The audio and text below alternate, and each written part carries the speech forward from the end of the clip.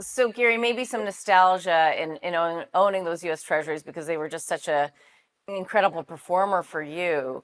But it doesn't sound as though there's any rush because the Fed certainly isn't in any rush to decrease rates, and therefore it has an inverse relationship with the price of the bonds. So it doesn't sound as though it's the most interesting investment right now.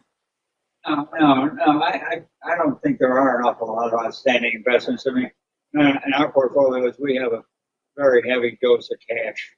Um, and I think that, the return on whether it's treasury bills or CDs or whatever is reasonable.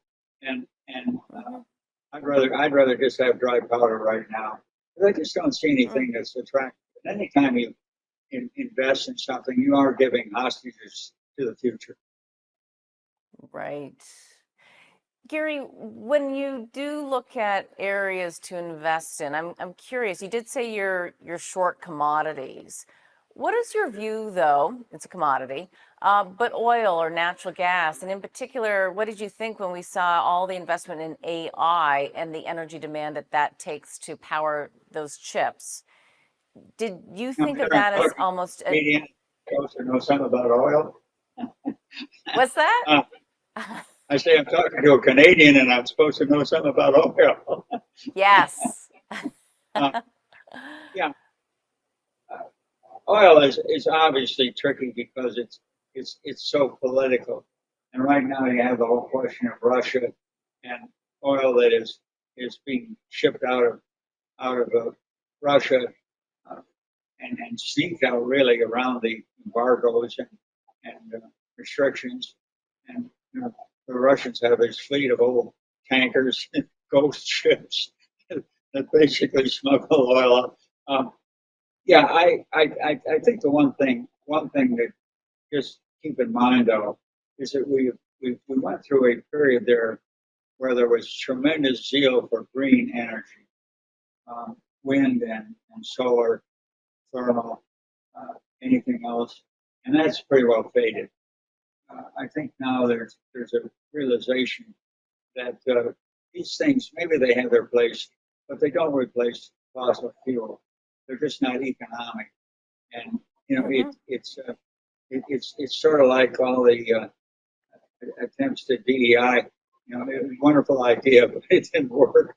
And and you see these fads, and that I think as an investor, that's one of the things you have to try to keep in mind is what is a fad and what is reality. What is what is supported by long-term economic reality.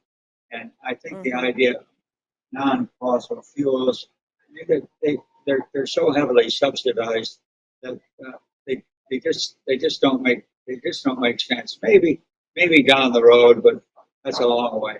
So I think at the Hmm. moment we shift back to fossil fuels. There is always the question of where they're being produced, um, and you have the drilling in this country, particularly in the Permian Basin, in Texas and New Mexico. Um, but even there, the investors are saying, the drill, baby, drill. We want profits. We want to see some money coming back. Uh, so there isn't the enthusiasm there was earlier. But you're not looking at a world which has huge increases in demand for energy right now. So I think the Hmm. whole energy area is pretty stable, but I don't see it as a great investment vehicle at the moment. Interesting. But given that and what you just said, Gary, do you not also just have a certain position in energy or oil, even though it's not necessarily going to be a home run, but you want exposure? Is that how you invest or no? Say that again. I'm sorry I didn't get that. Well, if knowing that the world runs on fossil fuels, do you not still want exposure to oil and nat gas, even though you don't think it's going to be a huge performer? Yeah, I think you do. I think you do uh, because there is the risk of of some kind of embargoes or you get some ships attacked in the Red Sea or something. I would say that um, the unknowns, the uncertainties, are tend to push the price up and not down.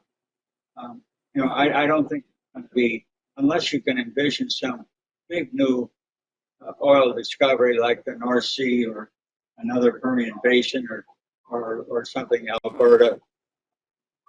Other than that, I think the risks are more on the upside for oil prices. Okay. Gary, we'll take a quick break. We'll be right back.